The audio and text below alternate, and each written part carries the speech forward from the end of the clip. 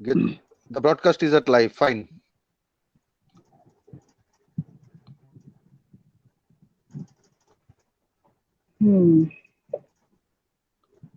Live হয়েছে না তো, দেখতে পাচ্ছি না তো।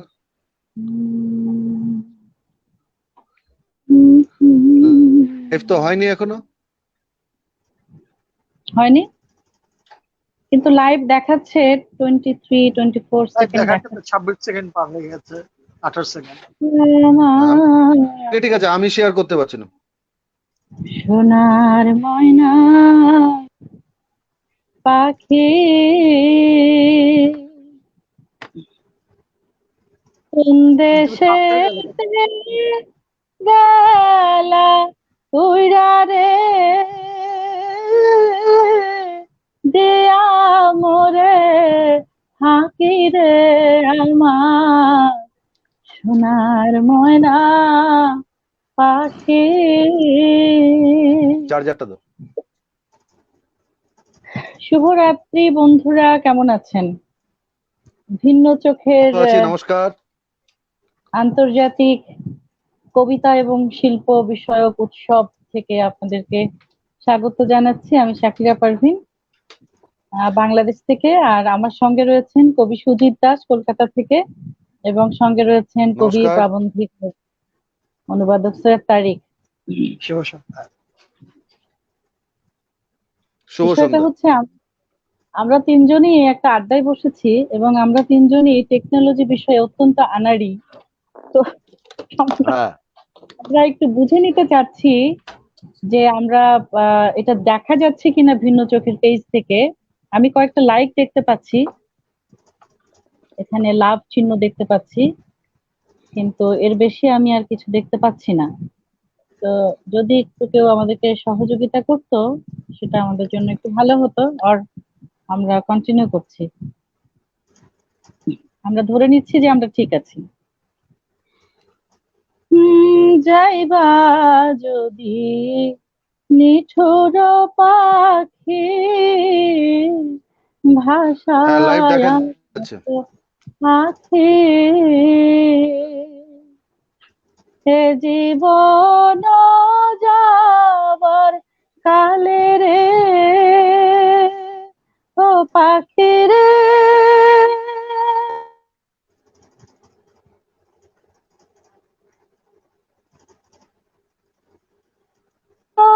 যাবার কালে রে একবার যেন দেখি রে আমার সোনার ময়না পাখি। বন্ধুরা, বাংলার অলিতে গলিতে বাংলা ভাষায় এরকম সুর, কথা, মরমী গান ছড়িয়ে রয়েছে। এ জীবনও যাবার কালে একবার যেন দেখি, এ যে পরম মায়া, এই যে টান, মৃত্যুর কালে জীবনের প্রতি এই যে চরম বন্ধন, এই মায়ার পৃথিবীতে এক কঠিন সংকটের মুখে পড়েছে সমস্ত বিশ্ব। যে বিশ্বে অসংখ্য জীবন চলে যাচ্ছে, কিন্তু সেই জীবন যাওয়ার সময় সে হয়তো তার প্রিয়জনের মুখটা শেষবারের মতো একবার দেখতে পাচ্ছে না। তবুও জীবন যাচ্ছে চলে, তবুও আমাদেরকে চলতে হয়, হাঁটতে হয়, বেঁচে থাকতে হয়, জীবন চালাতে হয়, মরণের সঙ্গে যুদ্ধ করতে হয়। সেরকম একটি সময়ে ভিন্ন চোখ আয়োজন করেছে international visual poetry and art festival 2020, যেটার সমন্বয় করছে, সহযোগিতা করছে ভিন্ন চোখ এবং বেগম গ্যালারি। ইতিমধ্যে এই অনুষ্ঠানটির প্রায় 7টি পর্ব হয়ে গেছে, 6টি পর্ব হয়ে গেছে। আমি 7ম পর্বে আজকে যোগ দিয়েছি আপনাদের সঙ্গে।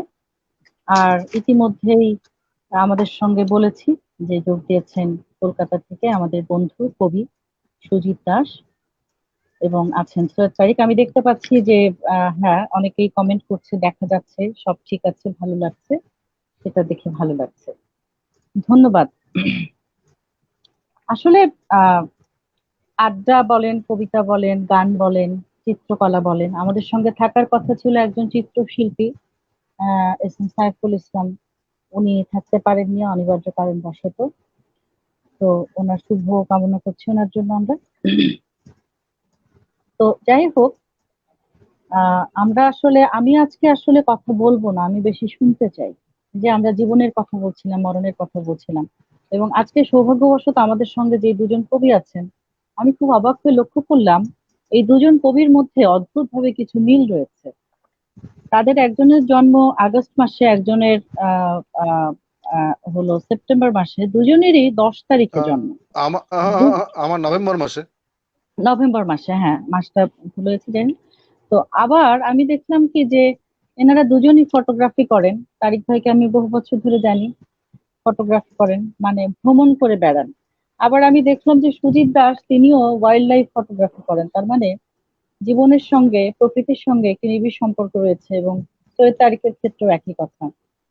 তা আমি এই জন্য প্রথমেই যাচ্ছি এই বিষয়টা নিয়ে, আমি জানতে চাচ্ছি যে আহ প্রকৃতিকে আমরা কতটুকু পাঠ করতে পারি, এবং সেটার সাথে জীবনের এবং শিল্পের কি সম্পর্ক।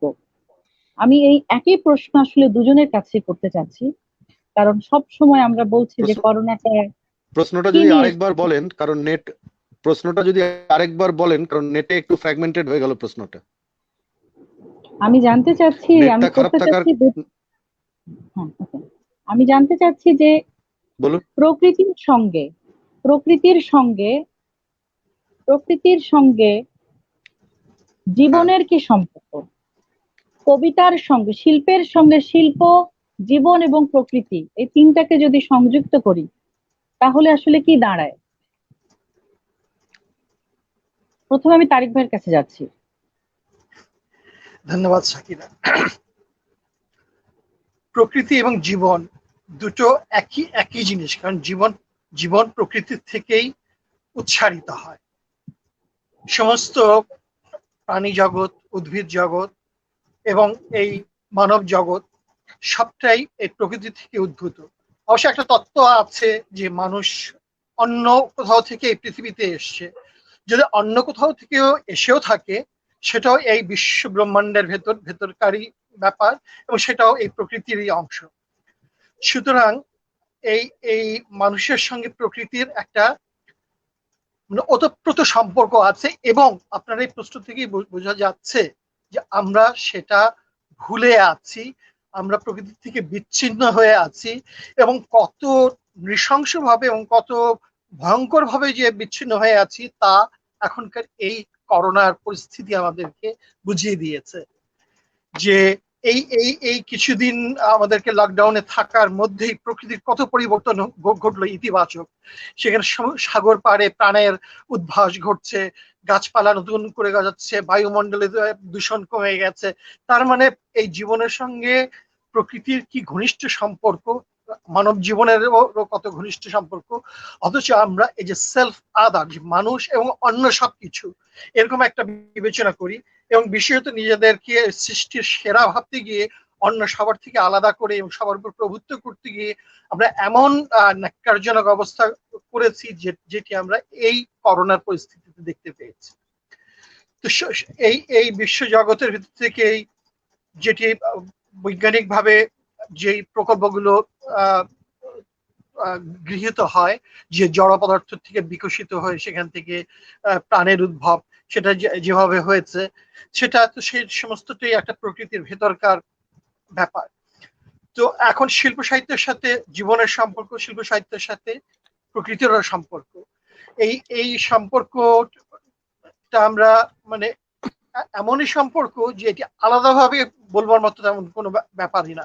আমাদের সমস্ত জীবনটাই, আমাদের জীবনের যে আমাদের উৎসটা, হ্যাঁ, যে একটি মানুষ, যে কোনো প্রাণী যেভাবে জন্মগ্রহণ করে মাতৃগর্ভ থেকে বা ডিম থেকে, বা যে এই যে প্রক্রিয়াগুলো, বা উদ্ভিদে যেভাবে বীজ থেকে জন্মগ্রহণ করে, এই পুরো ব্যাপারটি একটা প্রাকৃতিক ব্যাপার। আবার জন্ম থেকে মৃত্যু পর্যন্ত যে জীবনের সময়টা, এই সময়টার ভেতরে মানুষ এবং প্রকৃতির মিথস্ক্রিয়ার ভেতরে একেবারে অনিবার্য হয়। মানুষ বেঁচে আছে, প্রথম জিনিসই দরকার হচ্ছে বাতাস, দরকার হচ্ছে অক্সিজেন, দরকার হচ্ছে, এটা প্রকৃতি থেকে আসছে। তার খাবারের দরকার হচ্ছে, সেটা উদ্ভিদ অথবা প্রাণী থেকে আসছে। এই সার্বিকভাবে এই পারস্পরিক মিথস্ক্রিয়ার ভিতর দিয়ে জীবন যাচ্ছে। এবং কবিতা যেহেতু জীবনেরই আরেকটা উচ্চারণ, সুতরাং প্রকৃতির ভেতরে সাথে কবিতার সম্পর্কটা এবং সমস্ত শিল্প সাহিত্যের সম্পর্কটা একেবারেই অনিবার্য সম্পর্ক। আপনি আপনি এর সঙ্গে যোগ করলে আমি তার সঙ্গে আমি হয়তো বিষয়টাকে ধন্যবাদ তারিক ভাই, আপনার কাছে আমি আবার আসছি। দেখেন, আমি একটু সুজিতদার কাছে যাচ্ছি এবার। যে উনি বলেছেন যে নিবিড় সম্পর্ক, আমি আপনার কাছে যাচ্ছি।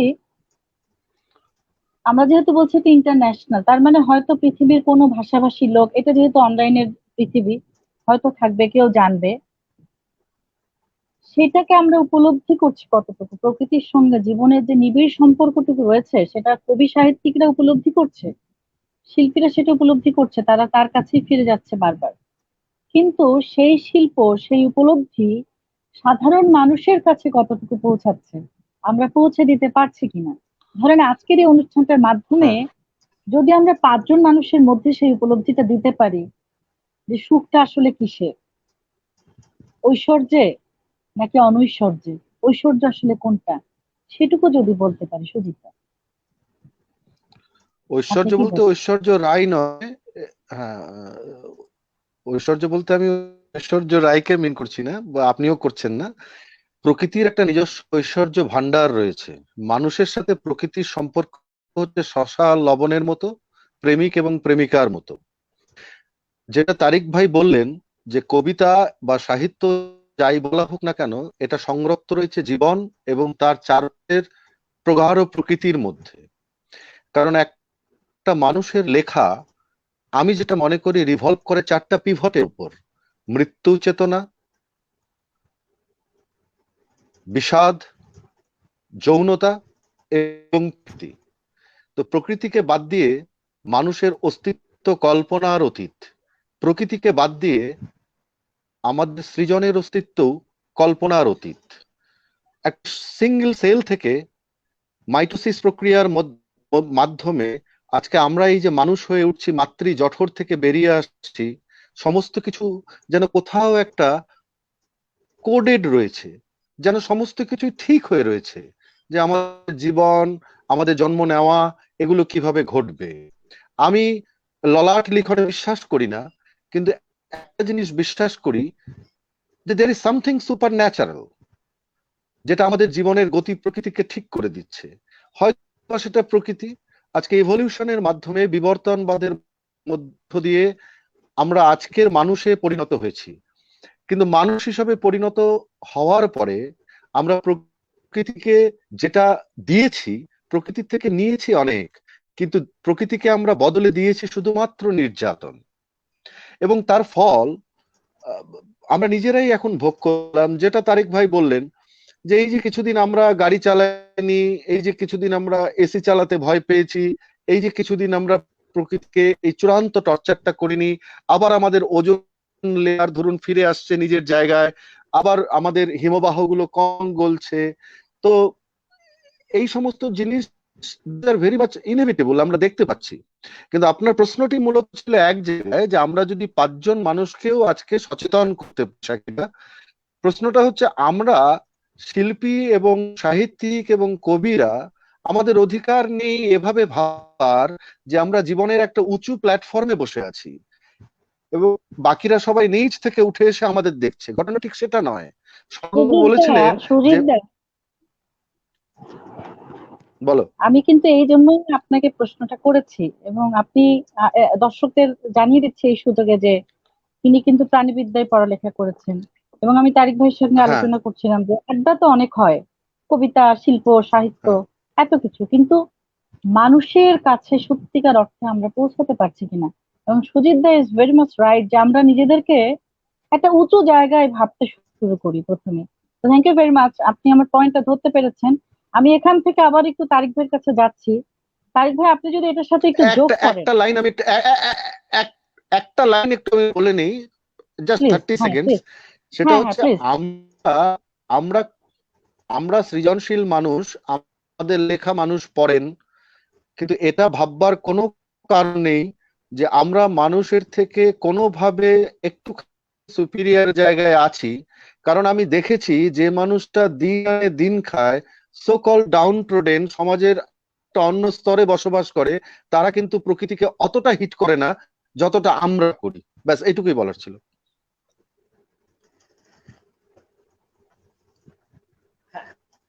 সাকিরা, আপনি যে তারেক ভাই বলুন। হ্যাঁ, আপনি যে প্রশ্নের উত্তর এদিক থেকে আসছি যে যখন যতদিন লোকসাহিত্য বা এর জগৎ ছিল ততদিন পর্যন্ত অন্তত আহ, সমস্ত মানুষের ভিতরে ওই ওই সৃজনশীলতা গুলোর ভিতরে যে মাত্রাটা ছিল পারস্পরিকতার, যখন থেকে এটি আহ, সংস্কৃত সাহিত্য মানে পরিশীলিত সাহিত্যের জায়গায় আসলো, তখন থেকে একটা দূরত্ব তৈরি হতে শুরু করেছে। কিন্তু এই দূরত্ব কালচার্ড থাকার literature, cultured literature, culture literature, right. Cultured কিন্তু আমার কালচার্ড মনে হবে লিটারেচার। যে মধুসূদনের মেঘনাদ বধ, মেঘনাদ বধ কাব্য সেই সময় যে দোকানি বসে বসে পাঠ করছেন, এরকম ঘটনা যখন আমরা জানতে পারি তখন কিন্তু আমরা একটু বিস্মিত হই যে এটা কিভাবে সম্ভব। আসলে এই এই এই এই একটা একটা সমন্বয় আছে, একটা দূরত্বও আছে।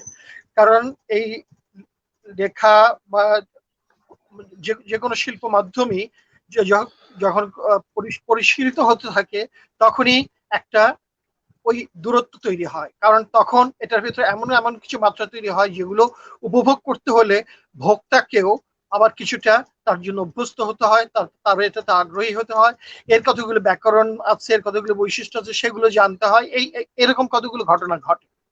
তারপরেও এই এই দূরত্বটা কিন্তু সবসময় কমে। তিরিশের কবিতা আমরা জানি যে আমাদের বাংলা কবিতার ভিতরে সবচেয়ে ওই দূরত্বের জায়গায় গিয়েছিল, পরিশীলনের তাৎপর্য। কিন্তু তারাই কিন্তু বলেছেন যে কবিতার সম্বোধনে শ্রোতার সম্বন্ধ গ্রাহ্য। হ্যাঁ, এই এই এই যেগুলো দিয়ে যে সবসময় যে লেখাটা নেটের অবস্থা খুব পাঠকের, খারাপ।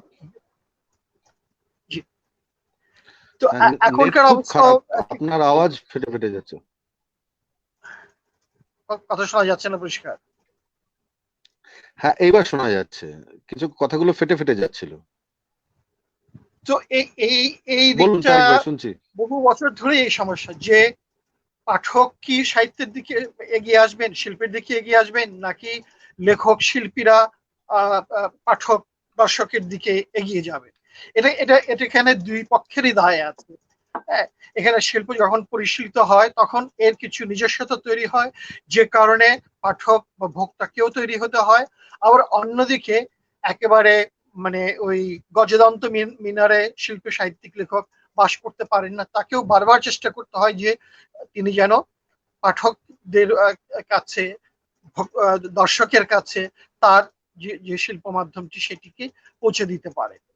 তো এই এই একটা ওই রেশারেশির ভিতরে, এই একটা টানাটানির ভিতর দিয়েই ব্যাপারটা আগায়, এবং কখনো এক ধরনের পপুলারিজম তৈরি হয়, কখনো জিনিসটা একটু বেশি অ্যারিস্টোক্রেটিক হয়ে যায়।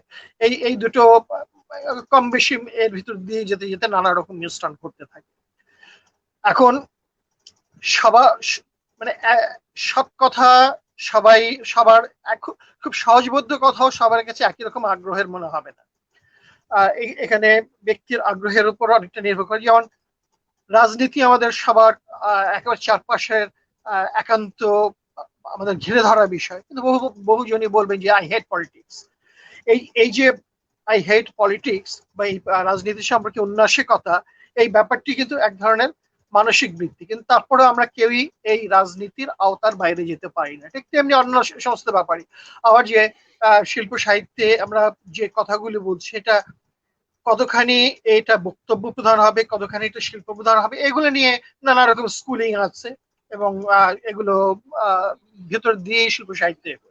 সুতরাং এটি অন্যদের কাছে কতখানি যাচ্ছে এটি সবসময় একটি প্রশ্নের বিষয়। এটি একরকম অবস্থায় থাকে না, কখনো একটু বেশি পাঠক লেখক শিল্পীদের শ্রোতাদের কাছে যায়, দর্শকের কাছে যায়, কখনো ওইটা একটু বেশি সীমাবদ্ধ পাঠক দর্শক শ্রোতাই সেটা দাবি করে। ক্লাসিক্যাল মিউজিক, উচ্চাঙ্গ সঙ্গীত সব মানুষ অতটা শুনবে বলে আমরা আশা করতে পারি না। বিমূর্ত শিল্প সব মানুষ একই রকম ভাবে পছন্দ করবে বলে আমরা আশা করতে পারি না।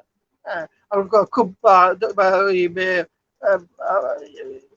উচ্চ স্তরে কিছু সাহিত্য আছে যেগুলো সব পাঠকের কাছে আকর্ষণীয় হবে না, কিন্তু ওগুলো ক্লাসিক হিসেবেই গৃহীত হয়। এই ব্যাপারটি এরকমই যে এটা কিছুটা দায় আছে, কিছুটা এগিয়ে যাওয়ার দায় আছে, আবার কিছুটা পাঠকদের তাদেরও এগিয়ে আসবার ব্যাপার আছে। শাকির, আমি আপনাকে দেখতে পাচ্ছি না।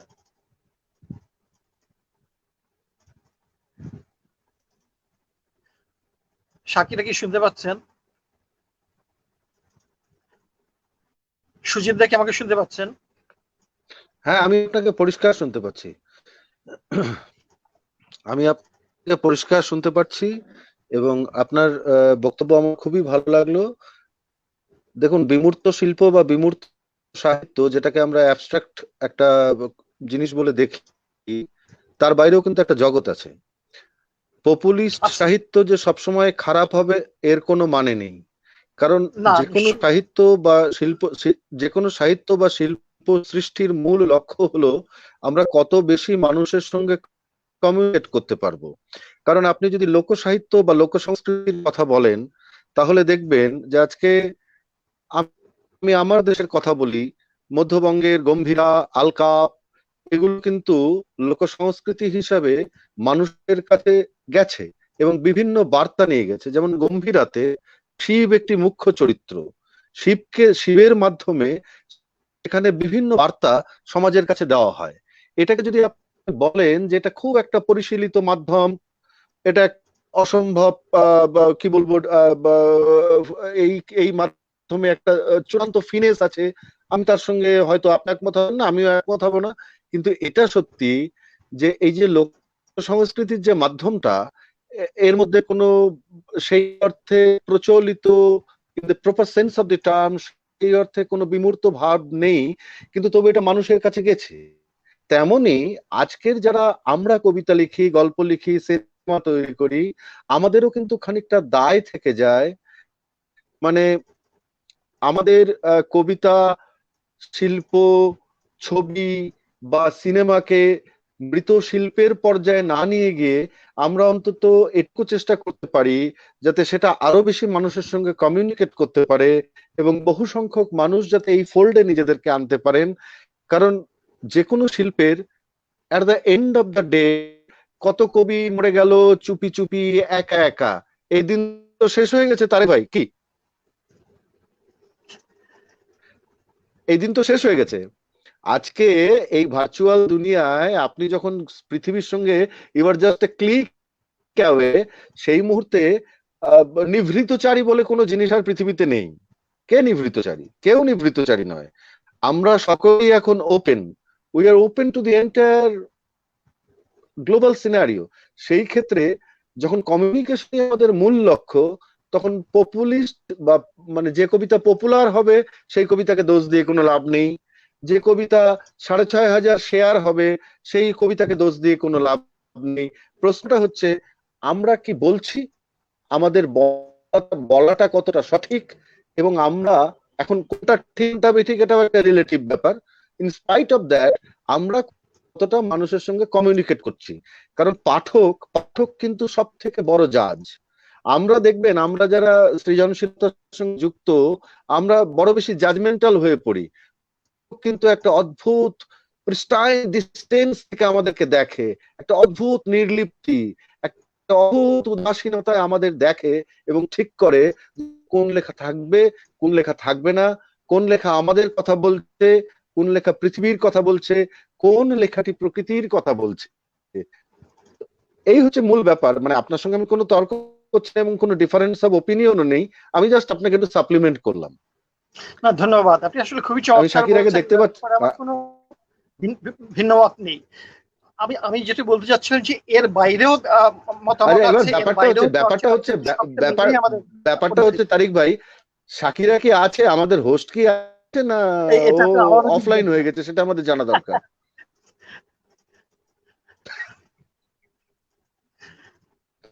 না হলে আমরা নিজেরাই শাকিরাকে আমি বকে আর যাচ্ছি, শুনতে কেউ পাচ্ছি শুনছে না, না, এরকম দেখতেও হতে পাচ্ছি পারে। না। এখন কথা হচ্ছে দর্শকেরা কি আমাদের দেখছে? চলেন, দর্শকরা দেখছে কিনা দাঁড়ান আমি একটু মোবাইলে দেখে নিই। আজকের ব্যাপারটা যে এরকম একটা কিছু ঘটবে সেটা আমি আন্দাজ করেছিলাম। লাইভটা চলছে 24 মিনিট 50 সেকেন্ড হয়েছে দেখতে পাচ্ছি। হ্যাঁ, লাইভটা চলছে। আমি আন্দাজ করেছিলাম। লাইভটা চলছে 24 মিনিট 50 সেকেন্ড হয়েছে দেখতে পাচ্ছি। লাইভটা চলছে। হ্যাঁ, লাইভটা চলছে। চমৎকার আলোচনা চলছেন আমাদের এখানে। লতিফুর কবির কল্লোল বলেছেন চমৎকার আলোচনা চলছে। আচ্ছা, প্রশান্ত দত্ত বলছেন দারুণ বললেন দাদা। আচ্ছা, ডক্টর মোহাম্মদ আরিফুল হাসান জানছেন তারিক ভাইকে তলস্তয়ের মতো লাগছে। তারিক ভাই আপনাকে তলস্তয়ের মতো লাগছে। আমাকে অনেকের মতো লাগে, এটা টলস্টয়ের মতো লাগছে এটা বোধহয়। হ্যাঁ, কিন্তু ঘটনাটা হচ্ছে, হ্যাঁ আপনাকে তলস্তয়ের মতো লাগছে এটা বলছে, তাতে করে আমার কেমন জানি মনে হচ্ছে যে আজকের আলোচনাটা হয়তো একটা রেজারেকশন। কিন্তু ঘটনাটা হচ্ছে, আপনাকে তলস্তয়ের মতো লাগছে এটা বলছে, তাতে করে আমার কেমন জানি মনে হচ্ছে আজকের আলোচনাটা হয়তো একটা রেজারেকশন। আচ্ছা, কবিতার ক্ষেত্রে পাঠক পড়ছেন কতটুকু বা বুঝছেন কতটুকু, এই ব্যাপারে কবির দায় কতটুকু আর পাঠকের দায় কতটুকু, দুইজনকেই এই বিষয়ে বলার কি অনুরোধ থাকলো। এইটি আমাদের বলেছেন লতিফুর কবির কল্লোল। তো এই আমি কি প্রথমে আমি বলি নাকি জি, আপনি বলবেন? আপনি বলুন। হ্যাঁ, আপনি বলুন। মোহাম্মদ লতিফুর রহমান বলেছেন যে পাঠকের দায় কতটুকু আর কবির দায় কতটুকু। আমি একটা কথা বলি, তার প্রথম লাইন স্বর্গ থেকে নেমে আসে দৈব বাণীর মতো, ওরাকেলের মতো। তারেক ভাই আপনি একমত তো? আমার এটাই মনে হয়। স্বর্গ থেকে আসুক বা অন্তর থেকে জাগুক, ব্যাপারটা হচ্ছে ওই রকমই। এটা একটা স্বর্গ কথাটা আমি রূপকার্থে ব্যবহার করলাম আর কি। তো কবিতার প্রথম লাইন স্বর্গ থেকে নেমে আসে, বা কবিতার প্রথম লাইন আমি করতে করতে পাই, বা কবিতার প্রথম লাইন আমি ছাদে গিয়ে এক মনে বসে পাই। এবার তাকে ধরে আমার যে বিন্যাস হবে, আমি আস্তে আস্তে লিখবো। এক্ষেত্রে লেখাটাতে আমার মনে হয় কবির দায়িত্ব সৎভাবে লিখে যাওয়া, আর পাঠকের দায়িত্ব, এটা বলার অধিকার আমার নেই যেহেতু প্রশ্ন করেছেন আমি বলছি, পাঠক তার মধ্যে থেকে ঠিক ততটুকুই নেবেন যতটুকু ওনার মনে হবে যে আমি এর সঙ্গে রিলেট করতে পারছি, যতটুকু ওনার মনে হবে যে কবি এই ক্ষেত্রে যা বলেছেন সেটা সময় উপযোগী, সেটা বাস্তবসম্মত, এবং তিনি আমার কল্পনাকে যতটুকু অবধি আত্মীকরণ করতে পারবেন, অ্যাসিমিলেট করতে পারবেন, সালোক সংশ্লেষ করতে পারবেন, ততটুকুই পাঠকের দায়। বাকিটা আমরা লিখে গেছি। আমার আর পাঠকের মধ্যে তো একটা সরু বাঁশের সাঁকো আছে, সেই সাঁক মধ্যে দিয়ে কত লোক চলে যাবে, কত লোক আসবে, ওপরে পাঠক থাকবেন, এবারে আমিই থাকবো, আমরা থাকবো, বাকিটা নিচে বয়ে যাওয়া নদী যার নাম তারেক ভাই মহাকাল, সেই বিচার করবে। আপনি কি বলেন? একদম একদম ঠিকই বলেছেন। এখন এই যে পাঠকের সাথে লেখকের সম্পর্কটা কি হবে এবং লেখক ঠিক কিরকম ভাষায় কবিতা লিখবেন, এটি তো লেখকের একটা রুচি, অভ্যাস, প্রবণতা, স্টাইল অনেক কিছুর উপর নির্ভর করে। ধরুন জীবনানন্দ দাশের কবিতার স্টাইল আর বিষ্ণুদের কবিতার স্টাইল একই রকম নয়, একদম সুধীন্দ্রনাথ দত্তের স্টাইল একই রকম নয়। এখন এই এই এই এই এই দিকটা মনে রেখেই মানে আমি আপনাকে মানে একটা আমি আপনাকে একটা ছোট্ট একটু ইন্টারজেক্ট করি 30 সেকেন্ডের। যেমন ধরুন বিষ্ণু দিলেন দুনিয়া দেখে অবাক আজ 30 কোটি তীরন্দাজ, এই এই এই এইভাবে তো কোনোদিন জীবনানন্দ লিখবেন না। রাইট, একদম। তা এখন একজন বিচিত্র রুচি সম্পন্ন পাঠক বিষ্ণুদেব, সুধীন্দ্রনাথ দত্ত এবং জীবনানন্দ দাশ তিনজনকেই উপভোগ করতে পারেন। আবার কোনো কোনো পাঠক জীবনানন্দ দাশকেই পছন্দ করতে পারেন এবং সুধীন্দ্রনাথকে একেবারেই অপছন্দ করতে পারেন। আবার এর উল্টোটাও ঘটতে পারে। এই জায়গাটাই হলো যে পাঠকের রুচির ব্যাপার। আর এই জিনিসটা যে এখন যদি জীবনানন্দ দাশের বা সুধীন্দ্রনাথ দত্তের বা মধুসূদন দত্তের কবিতার ভেতরে যেই যেই ভাব সম্পদ এবং এর ভাষাগত যে ব্যাপারগুলো আছে, এই জিনিসগুলো পাঠক যদি কিছু না জানেন তাহলে কিন্তু এটা পড়লেই এটার থেকে সে রাশটা পাওয়া যাবে না। অর্থাৎ তার তার শিল্পবোধ, তার সাহিত্যবোধ, তার পাঠের জায়গাটা এই এই এই তৈরির একটা ব্যাপার আছে। এই দিকটা হচ্ছে পাঠকের দায়। সে পৃথিবীর যদি অনেক এই জিনিসটা পৃথিবীর অনেক দেশে কিন্তু পাঠককে, দেখুন আমি কবিতা লিখি বলে নয়, আমিও তো এক সময় কোনো না কোনো সময় পাঠক। আমি যখন সৈয়দ তারেকের কবিতা পড়বো তখন আমিও পাঠক। পৃথিবীর অনেক দেশে কিন্তু পাঠকের আহ পাঠ প্রক্রিয়ার একটা শিক্ষাদানের ব্যাপার রয়েছে, যেটা কিন্তু আমাদের মতো তৃতীয় বিশ্বের দেশে খুব অভাব রয়েছে। অর্থাৎ পাঠকের ইন্টেলিজেন্স কোয়েস্টের লেভেলটা বাড়ানো কিন্তু তারও একটা শিক্ষাদানের প্রক্রিয়া রয়েছে। যদি কিছু বলেন।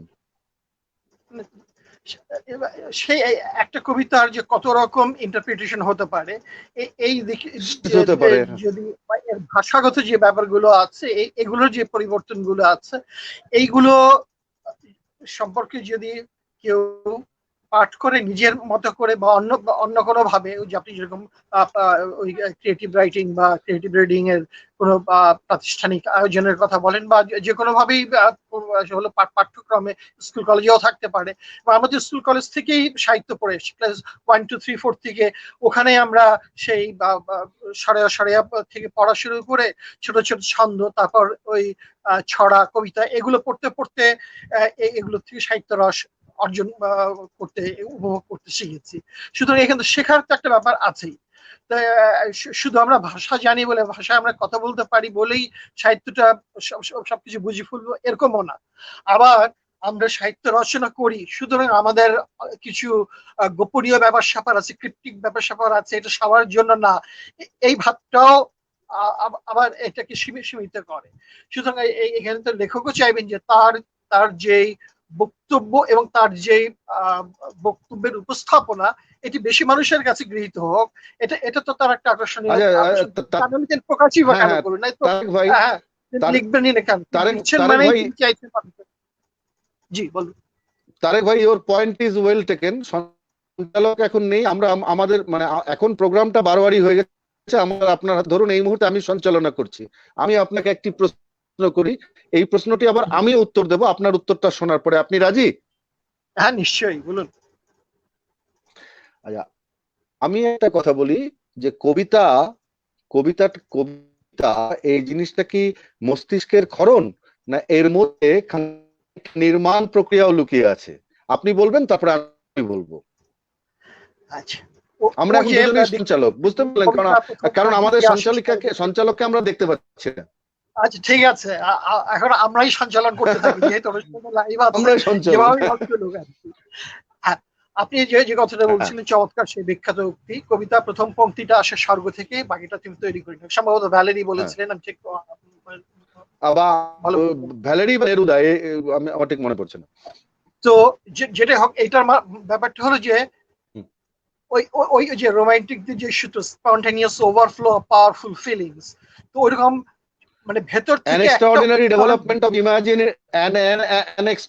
development of imaginative sensibility, কল্পনা প্রবণ স্পর্শ সচেতনতার এক অসাধারণ উত্থান, ওয়ার্ডসওয়ার্থ বলে গেছেন। তো ওই নিজের ভেতরে কোনো একটা ভাবের উদয় হয়, ভাবের থেকে এরকম হয়তো সাধারণত একটা পংক্তির আকারই জিনিসটা গঠিত হয়। তো ওইটাই মূল জিনিস থাকে, ওইটাকে ভিত্তি করেই তিনি কিছুটা সচেতন ভাবে, কিছুটা অবচেতন ভাবে, কিছুটা মানে এই নানা রকম মেকানিজমের ভিতর যে জিনিসটা তৈরি হয়, এর কোনো নির্দিষ্ট একটি সূত্র নাই কবিতা লিখবার। কিছু জিনিস সচেতন ভাবে মেলাতে হয়, কিছু জিনিস পরে কারেকশন করতে হয়, আবার কবি ভেদে এর পার্থক্য ঘটে। কেউ কেউ মনে করে যে যেটা একবার স্পন্টেনিয়াসলি লেখা হয়ে গেছে অটোমেটিক রাইটিং এর মতো, সেটুকুই থাকতে হবে, এর ভিতরে আর কোনো কাটছাট করা যাবে না। আবার আমরা রবীন্দ্রনাথের পাণ্ডুলিপি বা জীবন দাস দেখেও বুঝি যে কবিতা আসলে কত কাটাকুটি করে ওই স্বতঃস্ফূর্ত লেখাটা যখন আমরা পড়ি, রবীন্দ্রনাথের কবিতা একেবারে একটা স্বতঃস্ফূর্ত কবিতা, কিন্তু এই স্বতঃস্ফূর্তিটা আনতে তাকে যে কত রকম পরিবর্তন করতে হয়েছে, কত কাটাকাটি করতে হয়েছে, এটা ওই কবি জানেন যে এটা কতখানি করতে হয়।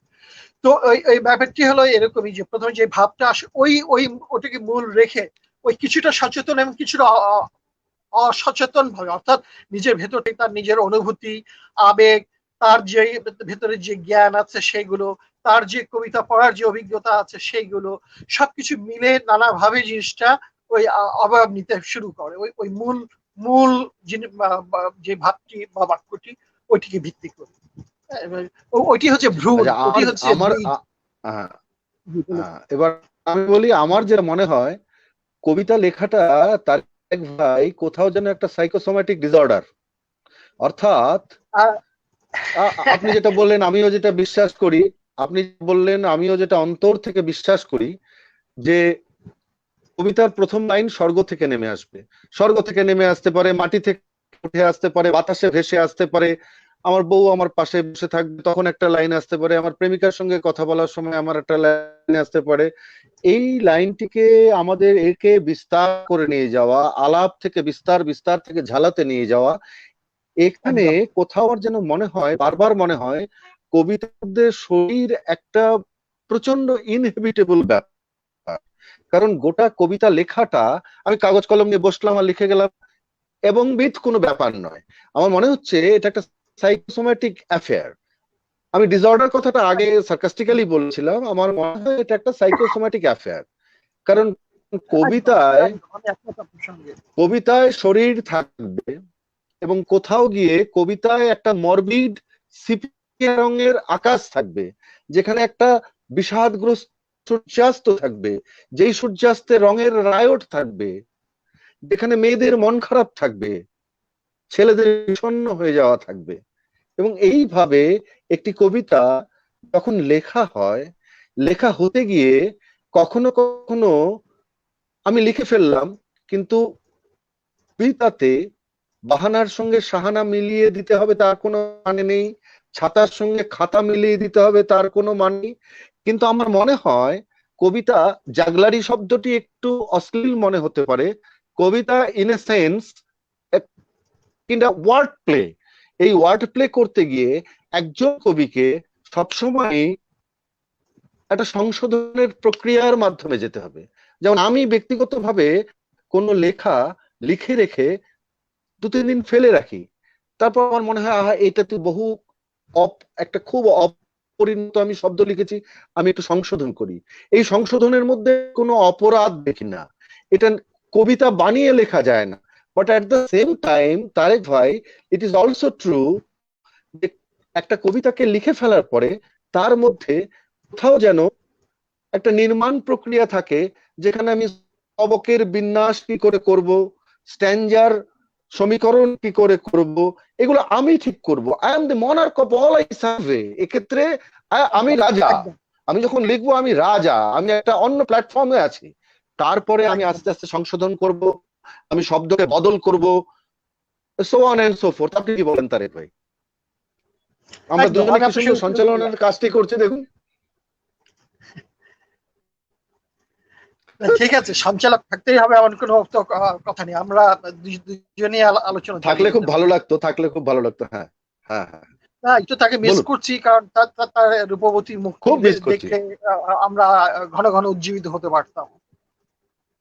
হ্যাঁ অবশ্যই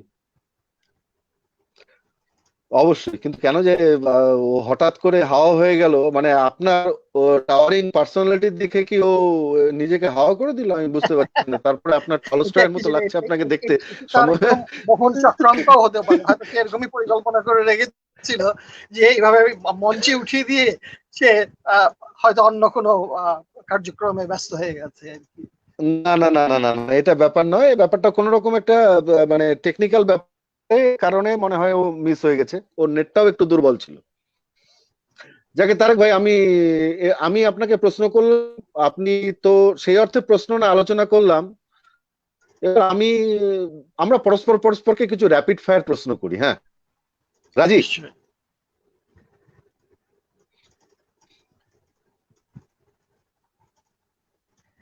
কতটা ভূমিকা রাখে সৃজনের ক্ষেত্রে, কবিতার ক্ষেত্রে, সিনেমা তৈরির ক্ষেত্রে, ছবি আঁকার ক্ষেত্রে? প্রেম বলতে আমি কিন্তু ও ধরনের ডিপ্লোম্যাটিক উত্তর দিবেন না, আমি তো পৃথিবীর সমস্ত কিছুকে ভালোবাসি, আমার মায়ের সঙ্গে আমার ভালোবাসা আছে, আমার ছেলের সঙ্গে আমার ভালোবাসা আছে, এই উত্তর দেবেন না। প্রেম in the proper sense of the term কতটা মাইনে রাখে আমাদের এই দেশে একটা কথা চলে, মাইনে রাখে মানে ভূমিকা রাখে লেখালেখির ক্ষেত্রে, বলুন। না ঠিক আছে, মানে আসলে আসলে দুটোই, অন্যটাকে বাদ দেওয়া যাবে না। এখানে তো প্রেম বলতে না না না, বাদ সেই দিতে বলছি না। সেই সব রকম রস নিয়েই প্রেম, ওই বাৎসল্য রসের ভিতরেও প্রেম আছে, আবার ওই ওই সেই যত রকম ভাব আছে সব রকম ভাবের মধ্যেই আছে। তবু আমি আচ্ছা, আমি আমি ওগুলোকে আমি বাদ দিয়ে আমি প্রকৃতি আমি প্রেম বা আমি সত্যি প্রেম আমি বাদ দিয়ে। কোশ্চেনটাকে আর একটু আমি কোশ্চেন আমি আপনাকে কোনো এসকেপ রুট দেব না তারেক ভাই। আমি আপনাকে কোনো এসকেপ রুট দেব না। আমার প্রশ্ন আরো পিন পয়েন্টেড, শরীর কতটা না ঠিক ভূমিকা আছে, রাখে। না অবশ্যই সেটা ভূমিকা রাখে। আমি আমার নিজের লেখালেখির কথা বলি। আমি খুব ছোটবেলা থেকে নানাভাবে কবিতা লিখতে আগ্রহী হয়েছিল এবং লেখা শুরু করেছিলাম। ধরেন আমি আমি নিজে কবিতা লিখি যখন ষষ্ঠ শ্রেণীতে পড়ি, তখন থেকেই একটা দুটো কবিতা কবিতা কিছু কিছু লিখছি। কিন্তু যখন আমি অষ্টম শ্রেণীতে পড়ি, তখন সেই সময় আমি আমার পাশের বাড়ির বালিকার সঙ্গে ওই প্রেমে পড়ার ব্যাপারটি ঘটে, এবং তখন আমি প্রতিদিন 10টা করে কবিতা লিখতাম, এবং তখন আমি প্রবল বাহ। উদ্বেলিত এবং কবিতার ভাবে আহ, বিমোহিত, এবং ওই প্রেমাত্মক কবিতাগুলো পড়তেও তখন ভালো লাগে, এবং নিজেও প্রেমাত্মক কবিতাগুলো লিখি। এই যে ব্যাপারটি, এটি হচ্ছে আপনার ওই ব্যাপারটি যে প্রেম, মানে একেবারে নির্দিষ্ট হয় যে একটি একটি পুরুষ এবং একটি নারীর মধ্যকার যে প্রেম, সেই প্রেম এটি কবিতাকে অবশ্যই প্রভাবিত করে, প্রবলভাবে প্রভাবিত করে। এবং তার এবং যেই তারেক প্রেম। ভাই আমাকে জি। তারেক তারেক ভাই আমার অপরাধ, তারেক ভাই আমার অপরাধ মার্জনা করবেন। আমি খুব একটা ভালো মানুষ নয়, আমি আপনাকে সেফ রুটে খেলতে দেব না, কারণ সঞ্চালনার দায়িত্ব এই মুহূর্তে আমি নিয়ে ফেলেছি। না, না, ঠিক আছে। আমি আপনার কাফ লাভের কথা জিজ্ঞেস করছি না স্যার। আমি জানতে চাইছি উম পরিণত প্রেমের কথা।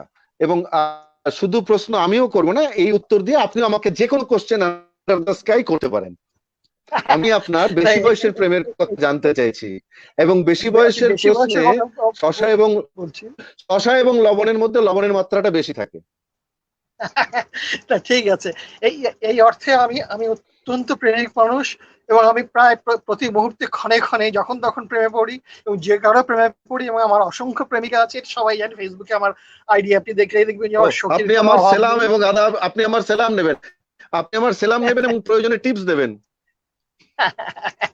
না, সে সে দেওয়া যাবে, সেটি আলাদা ব্যাপার। এবার আপনি আপনার কথা বলুন হ্যাঁ, যে আলাদা আপনার হবে। আপনার প্রেমের সঙ্গে আপনার কবিতার সম্পর্ক। দেখুন তারেক ভাই, আমার মনে হয় প্রেম বলতে সবসময় যে একটা মানে দেহজ ব্যাপার এটা নয়।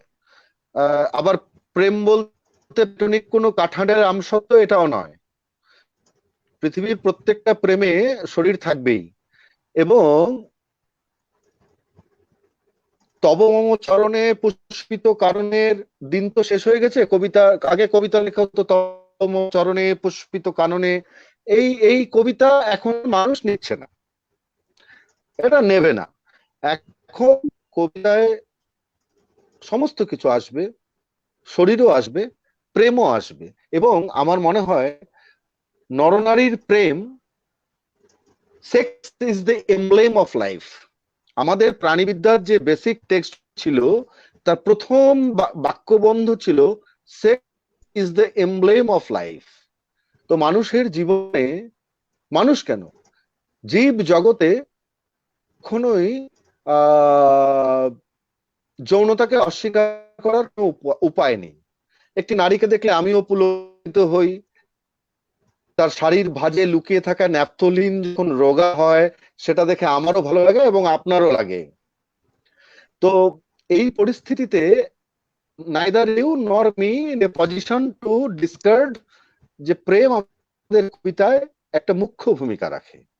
এবং কোথাও গিয়ে নারী, যৌনতা, আমরা যেহেতু পুরুষ আমরা বিষয়টাকে এভাবেই দেখি, আমাদের কবিতায়, আমাদের লেখায়, সিনেমায় একটা জায়গা রাখে। এখন ঘটনাটা হচ্ছে সব, দেখুন প্রেমের মৃত্যু তো কেউ ঘটাতে চায় না। প্রেমের মৃত্যু একবারই ঘটে যাকে আমরা বিয়ে করি তার সঙ্গে। আপনি হ্যাঁ না কিছু বলেন, না হলে আমি কেমন যেন লাগছে আর কি, মানে ঠিক আছে, প্রেমের আপনি মৃত্যুটা এটা ঘটবে। হ্যাঁ, এইবার কিছু কিছু অনুচ্চারিত প্রেম থাকে, ওই বিভাজিকার মধ্যে লুকিয়ে থাকা পেন্ডেন্টের মধ্যে মতো কিছু কিছু অনুচ্চারিত প্রেম থাকে। কাজে আমিও মনে করি যে আমাদের লেখায় সৃষ্টিতে প্রেমের একটা ভূমিকা রয়েছে। প্রেমটা এক ধরনের অনুপ্রেরণা, এক ধরনের কিক। এই তো আমার মনে হয়। আপনার সাথে আমার কোনো বিরোধ নাই, দুজনে একই কথা বললাম, অন্যরকম ভাষায় বললাম। বলেন, এবার আপনি বলেন। অনেকক্ষণ চালনা করলাম, এবার একটু আপনাকে শাকিরার ভূমিকায় অভিনয় করতে হবে।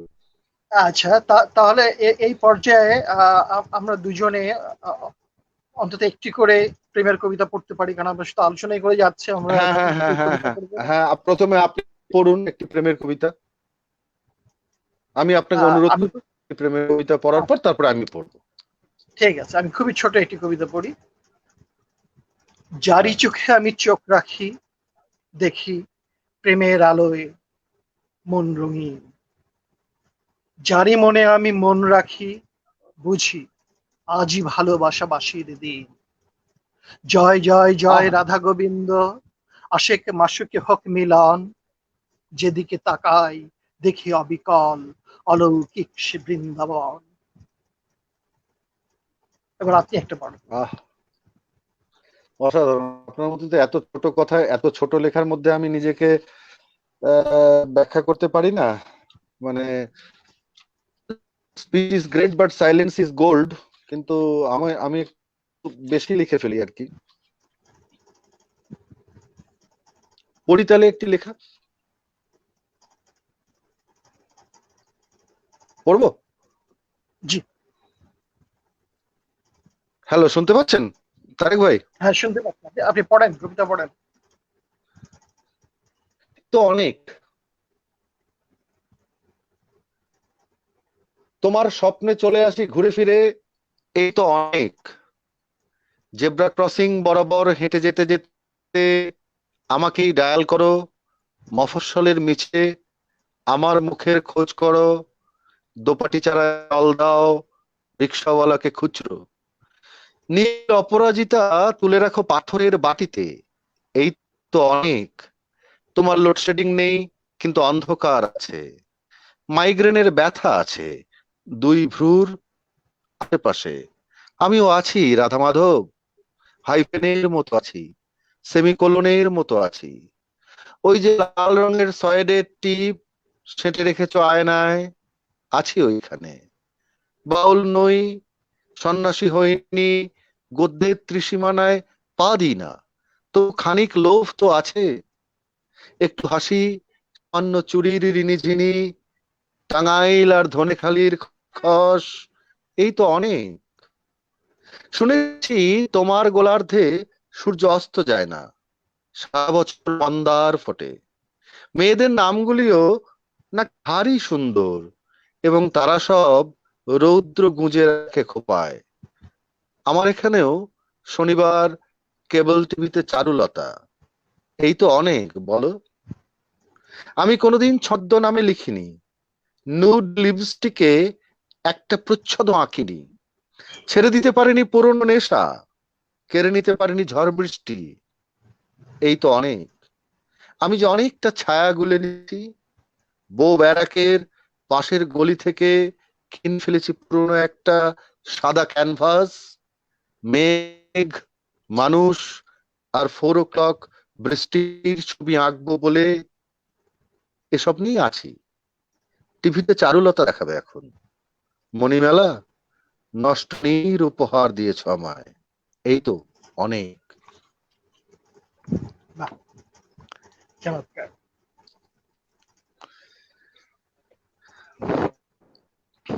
আরেকটা কবিতা পড়ুন, তারপরে আমি আরেকটা কবিতা পড়বো, তারপরে আমরা আজকের অনুষ্ঠানটাকে এখানেই শেষ করব।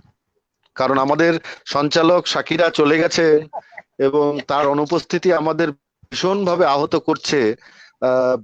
এই এই একটা নারী বিবর্জিত বয়েজ হোস্টেলের মতো আমরা আজকে এখানে সময় কাটাচ্ছি।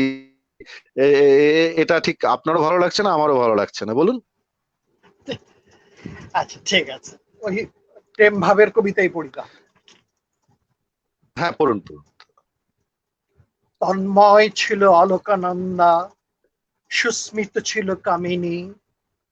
তুমি দিয়েছিলে বাহ, তুমুল সাঁতার, আমি কি পানিতে নামিনি। সংবৃত ছিল পাহাড়ি ঝর্ণা, শিহরিত ছিল হরিণী। তুমি জ্বলেছিলে দীপ্র আলোয়, আমি কি একটু পুড়িনি। বাড়িয়ে বাহ! দিয়েছ করতল তুমি, দ্বিধা থর থর আমার হাত, আধখানা চাঁদ আকাশে হাসছে, সন্ধ্যা পেরিয়ে জমছে রাত। একে একে ফুটে উঠেছে শেফালি, বাতাসে বইছে নম্র ঘ্রাণ, মৃদু হেসে তুমি ঘুরে দাঁড়াতেই হাহাকারে কাঁদে আমার প্রাণ। অড়হর গাছে নরম বাতাস জাগালো প্রণয় নিমন্ত্রণ, ফেঙে শীষ তুলে নাচলো ডানায়, দুপুর হারালো নিয়ন্ত্রণ। বোটার বাঁধন টপ করে ছেড়ে মাটিতে গড়ালো হলুদ গাব, তোমার হৃদয়ে প্রশ্ন বাহ! যাচ্ছে, আমার নিকটে নাই জবাব। তন্নি নীলিমা হাসছে আকাশে, কাশ বনে এসে জমেছে মেঘ, শিউলি ফুলের জাফরান বোঁটা ছড়িয়ে দিচ্ছে গাঢ় আবেগ। ঘাসে হাত রেখে শিশিরের শীতে শিউরিয়ে ওঠে বিবশ মন, ধমনীতে বাজে দ্রুত লয়ে ঢাক, আজকে তোমার বিসর্জন। ধন্যবাদ। আপনি পড়ুন এবার। আপনার এই কবিতা পড়ার পর আর কবিতা পড়তে লজ্জা লাগছে তারেক ভাই। তো কি বলেন? পড়বো একটা, কিন্তু জি, হ্যাঁ, কিন্তু আহ, এই আজকে আমার কেন জানি মনে হচ্ছে মানে আপনার সঙ্গে আমার এই কথা বলা, এই আজকের দেখা হওয়া, আলী আফজল ভাই, তারপরে শাকিরা, এই যে টোটাল অনুষ্ঠানটা আজকের এই করোনার দিনে যখন আমাদের বেঁচে থাকাটা চূড়ান্ত অনিশ্চিত হয়ে গেছে, কোথাও গিয়ে আমার মনে হচ্ছে এই সবকিছুই যেন একটা কসমিক ডিজাইন। মানে all this things are scripted. এটা একটা কসমিক ডিজাইন। দেখুন, আপনাকে আমি চিনতাম না, আজকে আপনার সঙ্গে একান্ত আলাপচারিতায় কত মানে কত কিছু শিখলাম, কত ভালো লাগছে দুজনের মধ্যে এই যে মত বিনিময়। মানে এটাকেই কি বোধহয় কসমিক ডিজাইন বলা হয়। এভাবেই হয়তো পৃথিবী কাছে আসে, এইভাবেই হয়তো কাছে আসে। তো আমি একটি লেখা পড়ছি, তারপর আপনি একটু বলে আজকের অনুষ্ঠানটি শেষ করবেন। আমাদের এই জীবন তো আসলে এক মায়া জন্ম, তারেক ভাই, মায়া জন্ম। হ্যাঁ, এ এ এ মায়া মায়া ছলনার জন্ম। তো আমার একটি লেখা রয়েছে, আমিও অবিনাশ।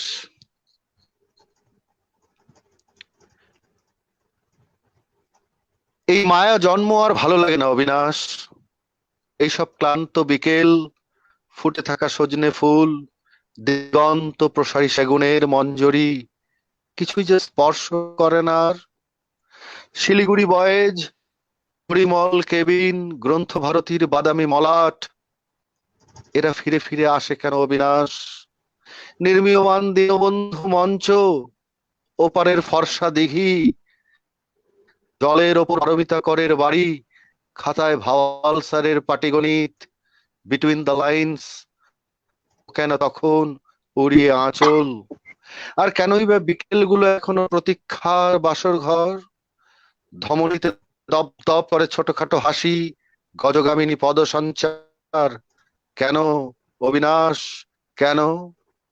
কোন টুইলাইট সাগা, মৃত্যু আর মূল ছাড়া এই মায়া প্রপঞ্চে কি বা আছে বল তুই? আমি তোকে কোন অচেনা কৃষ্ণ গহ্বরে নামিয়ে এনেছি, এই ব্ল্যাক হোলে সবজ্ঞার নয়ন তারা। শঙ্খচক্র নেই, ক্রিসান্থিমাম নেই, মেয়েদের যাওয়া নেই, ব্রহ্মতালু ফাটিয়ে দেওয়া বাগ্রাকোটের তোমরাও কি নেই অবিনাশ? কে কার চুনরিতে দাগ লাগায়, কে কাকে কতটা অপমান করলে স্তব্ধ হয় চরাচর, কিভাবে জুতো মারলে ঠোঁট ফেটে যায়, শার্টের কলার থেকে খসে পড়ে অহংকার। জানালায় পাখি আসেনি কতদিন, কতদিন নখ উপড়ে গেলেও ব্যথা টের পাইনি। এই মায়া জন্ম আর ভালো লাগে না অবিনাশ। এবার আপনি কিছু বলুন, তারপরে আমরা আজকের এই অনুষ্ঠান থেকে সব বখের, খোদা হাফেজ, নমস্কার, গুড নাইট করে বিদায় নিই। সে খুব ভালো এই লাগলো আপনার সঙ্গে কথা যে বলে তারেক আপনার ভাই। সাথে পরিচয় হলো, ঠিক আপনি ঠিকই বলেছেন যে মহাজাগতিক বিন্যাস, এই এক মহাজাগতিক বিন্যাসের ভেতরে এই যে এই দুটি বিন্দু আপনি এবং আমি একটি রেখায় সংযুক্ত হলাম, এটি হচ্ছে এই অনুষ্ঠানটির আহ, আহ, বড় প্রাপ্তি। অনুষ্ঠানটি দর্শকদের কাছে কেমন লেগেছে সেটা জানি না, কিন্তু আপনার সঙ্গে যে আমার এই যোগাযোগটি হলো, এবং এটি একটি তাৎপর্যপূর্ণ ঘটনা বলে আমার নিজের কাছে মনে হয়। একদম একদম একদম আমাদের ভিতরে যোগাযোগ হবে, ভালোবাসা জানবেন। একদম দাদা, আলী আফজাল একদম ভাইকে দাদা, খুব ভালো থাকবেন। আর যে সমস্ত দর্শক শ্রোতা আজকের অনুষ্ঠান শুনলেন তাদের সকলকে আমার এবং তারেক ভাইয়ের পক্ষ থেকে আভূমি কৃতজ্ঞতা। সকলে ভালো থাকবেন। টেকনিক্যাল কারণে, কারিগরি কোনো ল্যাপসের কারণে আমাদের সঞ্চালক আজকের অনুষ্ঠানে শাকিরা পান, তিনি থাকতে পারেননি, কিছুক্ষণ থাকার পরে তিনি সরে গেছেন। শাকিরাকেও আমাদের অনেক ধন্যবাদ, আলী আফজল ভাইকেও অনেক ধন্যবাদ। সঞ্চালনের দায়িত্ব মূলত আমি নিজে কাছে রয়েছিলাম, আর সঙ্গে এমন সুদর্শন একজন যুবক সৈয়দ তারেক কাজীকে আমরা পেয়েছি, তার কবিতাও শুনেছি। গোটা ব্যাপারটাই একটা আমার পক্ষে খুব প্লেজেন্ট এক্সপিরিয়েন্স। আপনাদের কেমন লাগলো জানাবেন। ভালো থাকবেন, নমস্কার, শুভরাত্রি, খুদা হাফেজ, সব খায়ের।